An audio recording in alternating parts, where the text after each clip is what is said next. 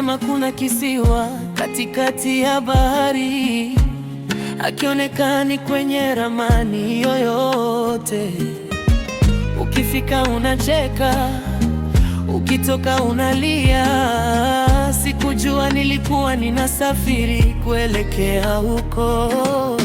Nilikuta ua limea juu ya mwamba mkavu, nikadhani ni muujiza wa milele.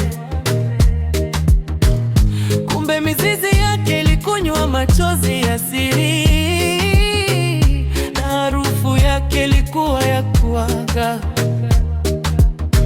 Niliona taa ikiwaka mbama kweupe, nikajua giza limekufa.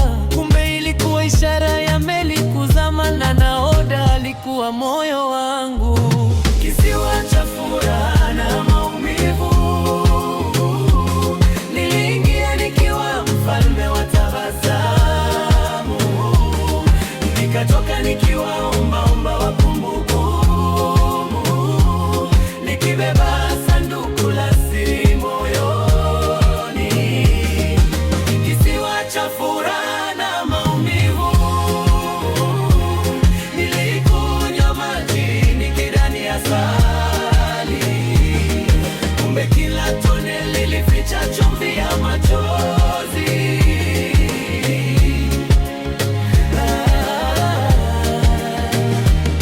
Nilipewa funguo za nyumba isiyo na mlango, nikakesha nikitafuta pa kufungua.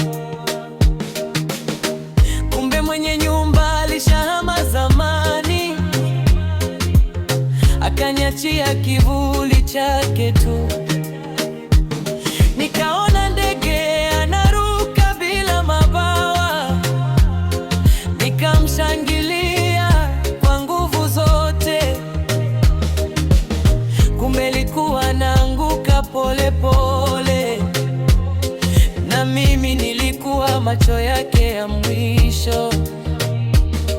Saa ilisimama bila kuvunjika, muda ukaendelea bila kusonga.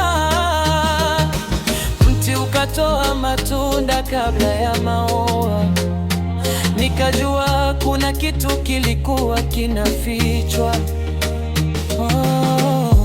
Leo nikisikia mawimbi yakigonga ufukwe, siyasikii kama maji tena.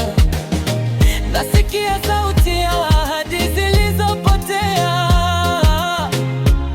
kutoka kwenye kisiwa cha furaha na maumivu. Nili nikiwa mfalme wa tabasamu, nikatoka nikiwa ombaomba wa kumbukumbu,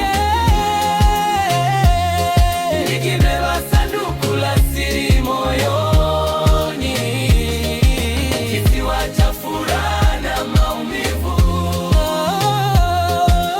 nilikunywa maji nikidhani asali, kumbe kila tone lilificha chumvi ya machozi.